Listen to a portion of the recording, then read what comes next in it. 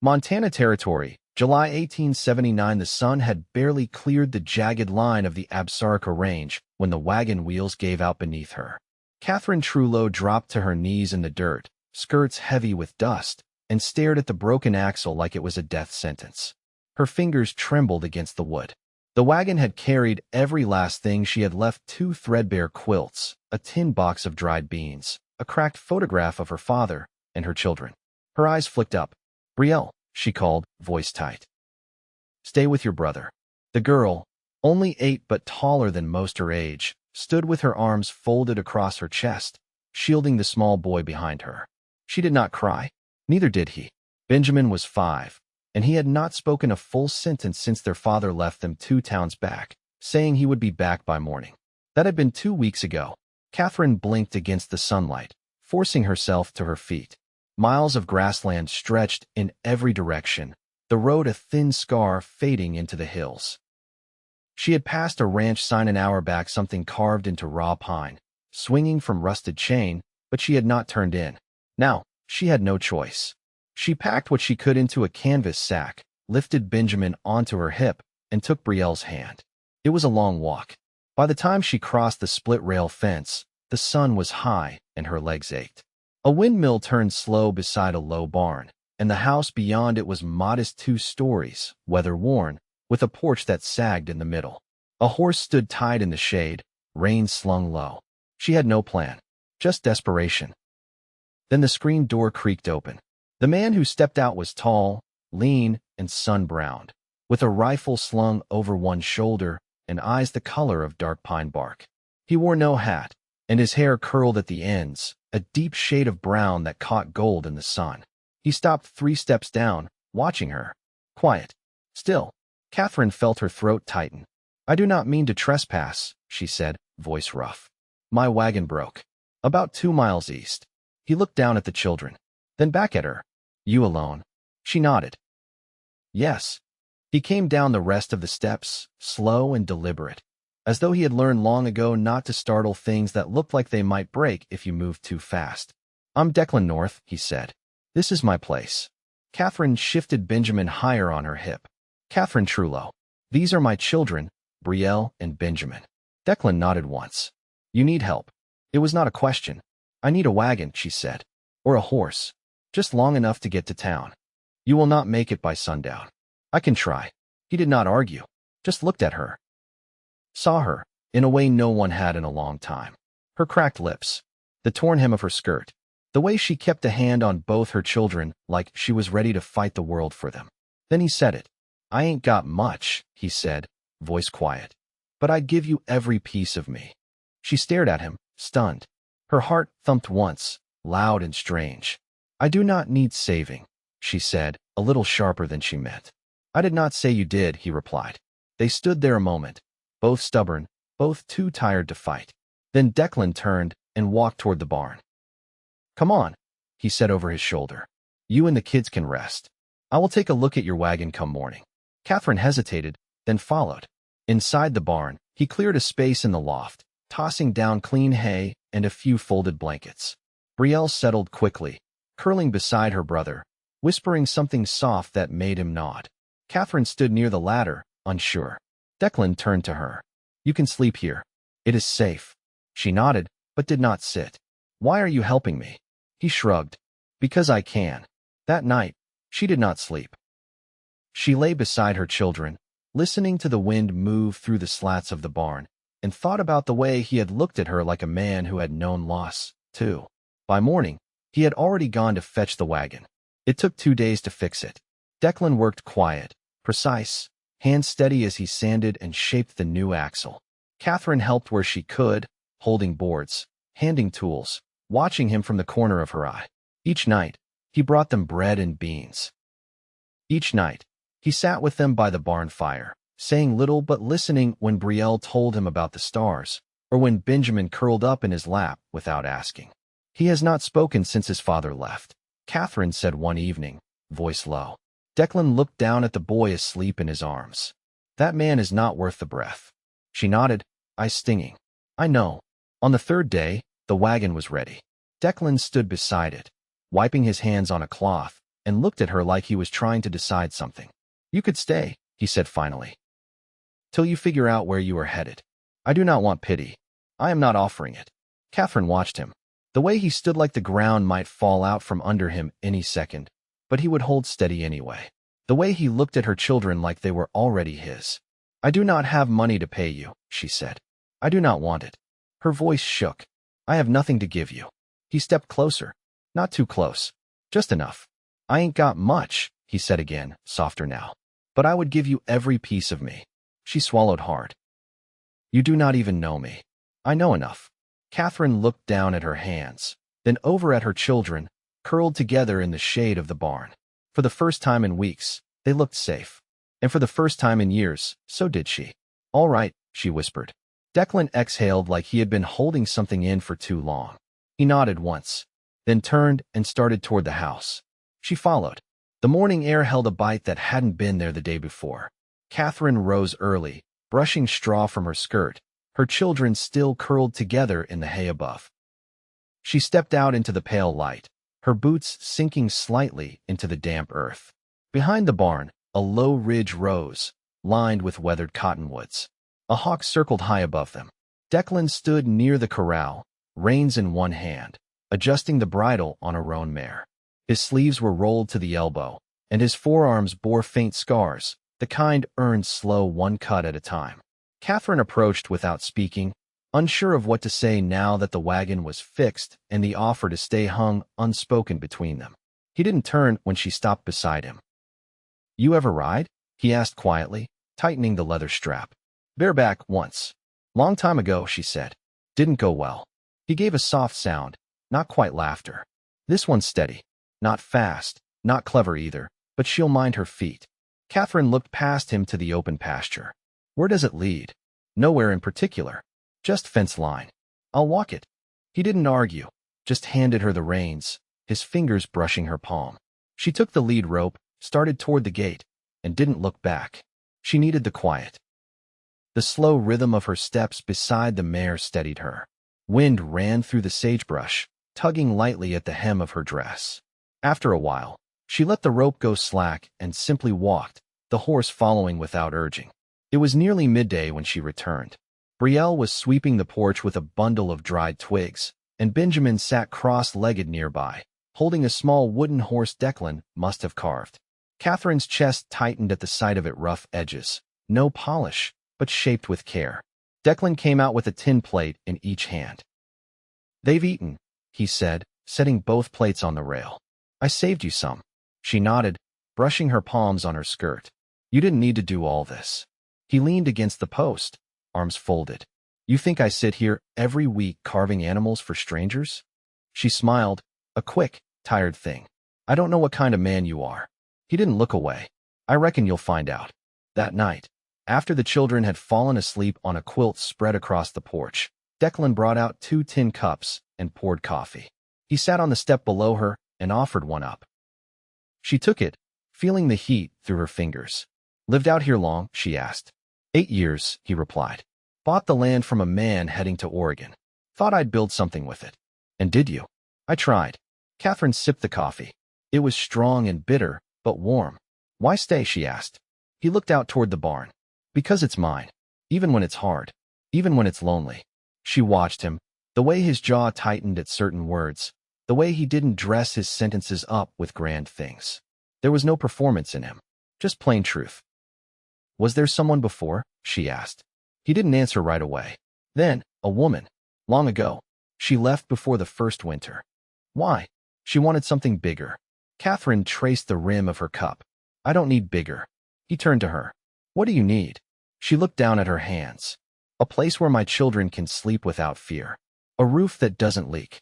A man who keeps his word." Declan nodded once. "I can offer those." She studied him in the fading light creased shirt, dirt under his nails, sun-creased skin. No pretenses. No promises he couldn't keep. Just the quiet steadiness of a man who chose to stay. "Is that why you asked me to stay?" she asked. "Because you saw someone who wouldn't leave?" He met her eyes. "I asked because when I saw you, I knew you'd already fought through more than most men ever will. And I thought maybe if you stayed, we could carry the rest together." Her throat tightened. She looked away. Catherine, he said softly. She turned back. I ain't got much, he said again, voice low and certain. But I'd give you every piece of me. This time, she didn't look away. I don't need much, she said. Just someone who means what they say. He reached out, slow, and laid his hand over hers. She didn't pull away. The wind settled. The stars began to show. And for the first time in years, she didn't feel like she had to keep moving. The first rain came 5 days after Catherine decided to stay. It started as a hush against the eaves, then deepened into a steady rhythm, soft but insistent. Inside the house, the air turned cooler, and the scent of damp earth crept in through the windows.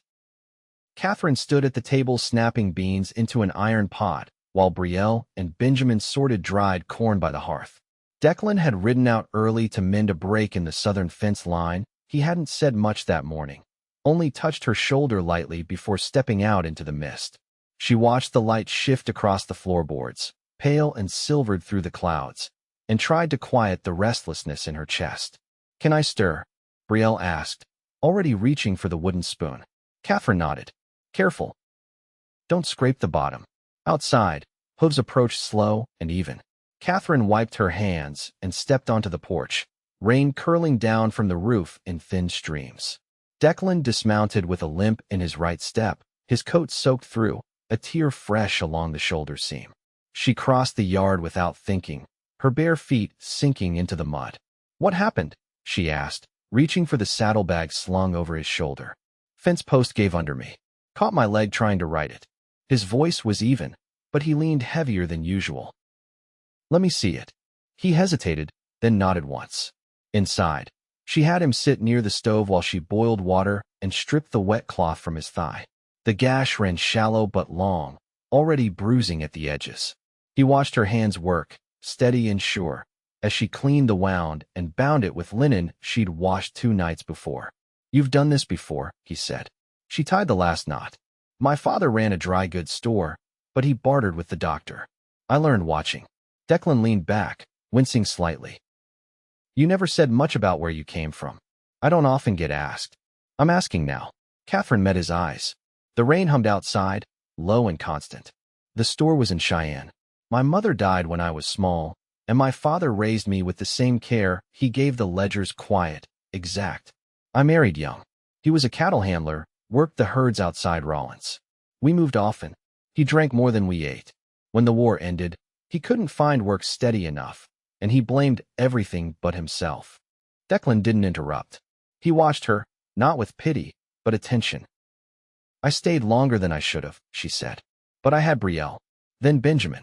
And you don't leave with nothing unless you believe there's something better waiting. He nodded. You believe that now? She looked toward the children, both asleep on the floor with the dog tucked beside them. Then back to Declan. I think I might. That night, she didn't go back to the barn loft. She stayed by the stove, watching the coals settle into orange glow. Declan had fallen asleep in the chair, his leg propped on a stool, breath slow and even. She sat across from him, hands folded in her lap, and let the quiet settle deep into her bones. Morning came with clearer skies and warm drift from the south. Declan stirred stiffly, but without complaint. Catherine brought him a tin plate with cornbread and boiled eggs, and they ate side by side, speaking little. Later, while Benjamin helped feed the hens and Brielle hung linens on the line, Catherine stepped into the barn to fetch a coil of rope. She found the loft swept clean, fresh straw layered neatly under the eaves, a folded quilt resting at one end. A small wooden box sat beside it, carved with a crooked bee on the lid. She opened it. Inside lay 3 carved animals: a bear, a deer, and a fox, and a length of blue ribbon wound carefully around them. When she stepped back into the daylight, Declan was standing by the corral, a fresh strip of canvas slung over one shoulder. You made that for him, she said. He didn't turn. He needed something of his own. You didn't have to. I know. She crossed to him, close enough to see the line of stubble along his jaw, the faint crease beside his mouth that deepened when he was thinking. I was wrong before, she said quietly. I do have something to give. It isn't much, but it's mine. Declan turned then, eyes meeting hers. You, she said, barely above a whisper. I can give you me. He didn't reach for her. He didn't have to. The stillness between them was already full. Catherine, he said, voice rough. I ain't ever had a thing I was afraid to lose. Not until you. She stepped into the space between them, her hand finding his, her fingers curling slow and certain. You won't lose us, she said. You're the first place that's felt like staying. The wind lifted around them, warm and grass sweet. Behind them, Brielle's voice rose in a soft laugh as she chased Benjamin around the chicken yard. The house stood steady behind them, smoke trailing from the chimney, boards sun-bleached and solid. And for the first time in either of their lives, there was nowhere they'd rather be. The wheatgrass had turned brittle by late August. Its green faded to a sun-washed gold that whispered against the boots as Catherine walked the edge of the southern field. She carried a basket on her arm, half filled with wild onions and a few small apples from the gnarled tree near the back shed. Brielle trailed behind, cradling a lopsided tin pail filled with eggs, her steps careful over the uneven ground. You think they'll hatch? Brielle asked, her voice pitched just above the breeze. If the hen sits long enough, Catherine said. We'll see. They came to the house just as Benjamin came bounding around from behind the porch, his shirt untucked, hands caked in fine dust. Where's Declan? Catherine asked, setting the basket down on the bench beside the door. Benjamin pointed behind him, toward the pasture. He's building something. She shielded her eyes from the glare, scanning the far rise. A new frame stood near the fence-line low, wide, and still skeletal, its beams raw and uneven. Catherine stepped off the porch without a word, her skirt brushing dried thistle as she crossed toward him. Declan stood on a ladder, hammering a length of plank into place. Sawdust clung to his sleeves. He didn't notice her until she was nearly beneath him. What is it? She asked. He pulled the nail straight, then wiped sweat from his brow with the back of his hand. Smokehouse, he said. Winter's coming. We'll need more than salt to keep meat. You're doing it alone? He stepped down from the ladder, his limp more noticeable after the morning's labor. Not for lack of help, just haven't asked yet. She folded her arms. Then ask. He looked at her, the corners of his eyes creasing. Will you hand me that square? She did, and he took it without breaking her gaze. You always this hard to shake? I learned not to wait around for someone else to offer. He nodded once and turned back to the frame. She watched him work, his movements deliberate, each board placed as if it mattered more than the last. There was no rush in him, no waste. Later, as twilight gathered, they sat together on the stoop. Brielle and Benjamin had fallen asleep inside, tucked beneath the quilt Catherine had mended that morning. The lantern flickered between them, casting long shadows up the porch rail. Declan leaned forward, elbows on his knees. You think about going? Sometimes, Catherine said. Then I remember what it was like before. He was quiet for a moment. Then, it's not much of a life, but I've tried to make it honest. You have. He glanced over. You believe in starting again? I do now. He reached into his pocket, pulling out a folded scrap of paper, edges soft from being handled. He handed it to her. She opened it slowly, a land deed, dated recent, ink faded but legible. I registered it after I fixed your wagon, he said. Put all of it under one name. She traced her finger along the signature at the bottom. Declan North. Below it, hers. You didn't ask me. I didn't want to offer just words, he said. I wanted to give you something real. Something that can't be walked away from easy. She stared at the paper for a long time, then folded it, careful and slow, and set it in her lap. You're sure? She asked. I told you, he said, voice low. I ain't got much, but I'd give you every piece of me. She turned toward him then, fully, and laid her hand over his. You already have, she said. He didn't speak, just laced his fingers with hers, the silence between them full and steady. That night, she didn't return to the small room off the kitchen. She stayed with him in the main room, near the hearth, where the fire burned low and the wind moved gentle through the chinks in the wall. He pulled a quilt down from the shelf and spread it across them both without a word. When sleep came, it was easy, and in the morning, she woke with her hand still folded in his. By mid-September, the light had changed. It came in lower, richer, casting long amber strokes across the valley in the early hours. The grass had browned, and the air held a dry hush that meant the first frost wasn't far off. Catherine stood by the edge of the garden bed, pulling what was left of the beans. Her apron sagged with the weight of the final harvest. She worked in silence, the sun warming her shoulders, the earth beneath her dry and cracked. Behind her, footsteps approached. She didn't turn. She knew them now, the way Declan's boots pressed the soil, the rhythm of his gait. "You're quiet this morning," he said, crouching beside her. "I was thinking about the root cellar," she replied, brushing dirt from a thick pot. "We'll need to reinforce the back wall before the freeze." He nodded. "We'll use those pine boards from the west shed. We'll have to haul them in by cart," she added. "Too wide to carry down the slope. I'll hitch the mule. We'll get it done this week." She looked over at him. His hair had grown longer at the back, curling around the collar of his shirt.